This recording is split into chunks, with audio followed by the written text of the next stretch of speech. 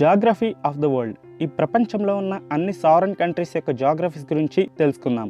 Alphabetical ఆర్డర్లో వెళ్తే number 1 Afghanistan. Afghanistan geography చాలా కాంప్లెక్స్గా ఉంటుంది. సో మ్యాక్సిమం జాగ్రఫీని కవర్ చేద్దాం.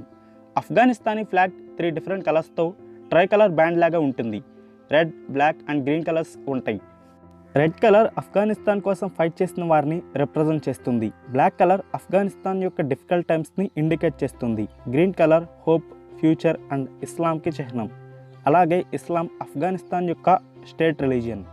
ఫ్లాగ్ మిడిల్లో ఆఫ్ఘనీ ఎంబ్లం ఉంటుంది. ఈ ఎంబ్లంలో మాస్క్, వీట్ షూస్, సహాదా ఉంటాయి. బాటంలో ఆఫ్ఘనిస్తాన్ నేమ్ అరబిక్లో ఉంటుంది. 1919లో బ్రిటిష్ ప్రొటెక్టరేట్ స్టేట్ నుండి independent sovereign Afghanistan state form అయింది.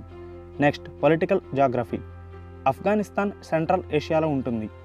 6 కంట్రీస్తో బార్డర్ షేర్ చేసుకుంటుంది.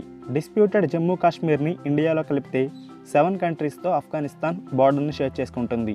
ఆఫ్ఘనిస్తాన్ నార్త్ ఈస్ట్లో తోకలాగా ఇచ్చిన టైల్ ఉంటుంది. సో ఈ టైల్ ఆఫ్ఘనిస్తాన్కి ఎందుకుంది? దీనికి కారణం ఇంగ్లాండ్ అండ్ రష్యా. 1800s టైంలో బ్రిటిష్ అండ్ రష్యా ఎవరు ఎక్కువ ప్రాంతాన్ని పరిపాలిస్తారని పోటీ పడ్డారు.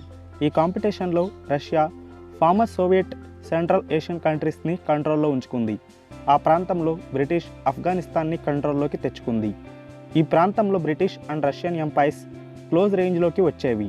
అందువల్ల ఈ ప్రాంతాన్ని బఫర్ జోన్గా చూసేవారు. సో ఫైనల్గా ఈ స్ట్రిప్ ఆఫ్ఘనిస్తాన్లో కలిసింది. ఈ టెయిల్ పార్ట్ ఆఫ్ఘనిస్తాన్కి స్ట్రాటజికల్గా చాలా ఇంపార్టెంట్. ఈ టెయిల్ పార్ట్ చైనీస్ వాకెన్ కారిడార్తో 20 మైల్స్ బౌండరీని షేర్ చేస్తుంది. సో ఈ పార్ట్ చాలా ఇంపార్టెంట్. Next physical geography. ఆఫ్ఘనిస్తాన్కి లార్జ్ ఏరియాస్తో డిఫరెంట్ ల్యాండ్స్కేప్స్ ఉంటాయి. ఆఫ్ఘనిస్తాన్లో లార్జ్ పోర్షన్ పర్వతాలు, కొండలతో మౌంటైనస్ రీజన్ ఉంటుంది. ఈ కారణం వల్ల Osama bin Laden's, al Qaeda and Afghanistan army Soviet Union invasion నుండి ఆఫ్ఘనిస్తాన్ని కాపాడుకున్నారు. ప్రస్తుతం తాలిబాన్తో యునైటెడ్ స్టేట్స్ వార్ లూజ్ అవ్వడానికి ఇది కూడా ఒకానొక కారణం. నార్త్ ఈస్ట్ అండ్ సెంట్రల్ ఆఫ్ఘనిస్తాన్లో ఎక్కువ శాతం హిందూ కుష్ మౌంటైన్స్ ఉన్నాయి. ఈ కొండల మీద ఉన్న మంచు వల్ల complex rivers and water system ఆఫ్ఘనిస్తాన్లో ఫామ్ అయ్యాయి. దీనివల్ల అగ్రికల్చరల్ సెక్టార్ ఇంప్రూవ్ అయింది. ఇన్ని రివర్స్ అండ్ వాటర్ సిస్టమ్ ఉండినప్పటికీ ఆఫ్ఘనిస్తాన్ డ్రై నేషన్గా ఉంటుంది. సదరన్ రీజియన్లో కందహార్ రీజియన్కి దాటితే డోరీ రివర్ వస్తుంది. రివర్ని దాటిన తరువాత సిస్టాన్ బేసిన్ వస్తుంది. ఈ ప్రాంతంలో హ్యూజ్ వాటర్ ఉండొచ్చని కొంతమంది చెప్తున్నారు. బట్ ఇప్పుడు డ్రై అండ్ డెజర్ట్ వేస్ట్ ల్యాండ్గా ఉంది. ఆఫ్ఘనిస్తాన్ పొమోగ్రనేట్స్, ఆల్మండ్స్, ఎప్రికాట్స్ని ఎక్స్పోర్ట్ చేస్తుంది. కొన్ని వందల సంవత్సరాలుగా ఓపియం ప్రొడక్షన్ని ఆఫ్ఘనిస్తాన్ లీడ్ చేస్తుంది. ఆఫ్ఘనిస్తాన్లో 31 మిలియన్ పీపుల్ ఉన్నారు. ఇక్కడ పీపుల్ ఎథ్నిక్ పాస్టన్స్గా చెప్పుకుంటారు. ఇక్కడ పాస్టూన్ లాంగ్వేజ్ని మాట్లాడతారు.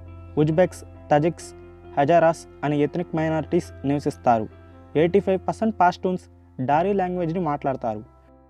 డారీకి ఫార్సీ లాంగ్వేజ్తో లింక్ ఉంటుంది. ఇంట్రెస్టింగ్ ఏంటంటే ఆఫ్ఘనిస్తాన్ మొత్తంలో 1 లాస్ట్ లివింగ్ జ్యూ నివసిస్తున్నాడు. అతని పేరు జాబ్లాన్ సిమెంటోవ్. అతను కాబుల్లో ఉన్నాడు. Next international relations. Iran Farsi and Dari language మధ్య సిమిలారిటీస్ ఉండడం వల్ల ఆఫ్ఘనీస్ అండ్ ఇరానియన్స్కి కల్చరల్ సిమిలారిటీస్ ఉన్నాయి. పాకిస్తాన్ అండ్ ఇండియా ఆఫ్ఘనిస్తాన్ యొక్క big business partners. So best ఫ్రెండ్స్కి వస్తే ఆఫ్ఘనిస్తాన్ టర్కీని బెస్ట్ ఫ్రెండ్గా కన్సిడర్ చేస్తుంది. హండ్రెడ్స్ ఆఫ్ ఇయర్స్ నుండి మంచి రిలేషన్స్తో ఉన్నారు. తాలిబాన్ టెర్రరిస్ట్ కాంట్రవర్సీస్ని పక్కన పెడితే ఆఫ్ఘనిస్తాన్ చాలా అందంగా ఉంటుంది. హిస్టారికల్ ప్లేసెస్ చాలా బాగుంటాయి. ఆఫ్ఘనిస్తాన్లో ఉన్న సివిల్ వార్ ఎండ్ అవ్వాలని కోరుకుందాం. నెక్స్ట్ వీడియోలో అల్బేనియా గురించి తెలుసుకుందాం. వీడియో నచ్చితే లైక్ చేయండి, అలాగే షేర్ చేయండి. నా ఛానల్కి సబ్స్క్రైబ్ చేసుకోండి. Thank you.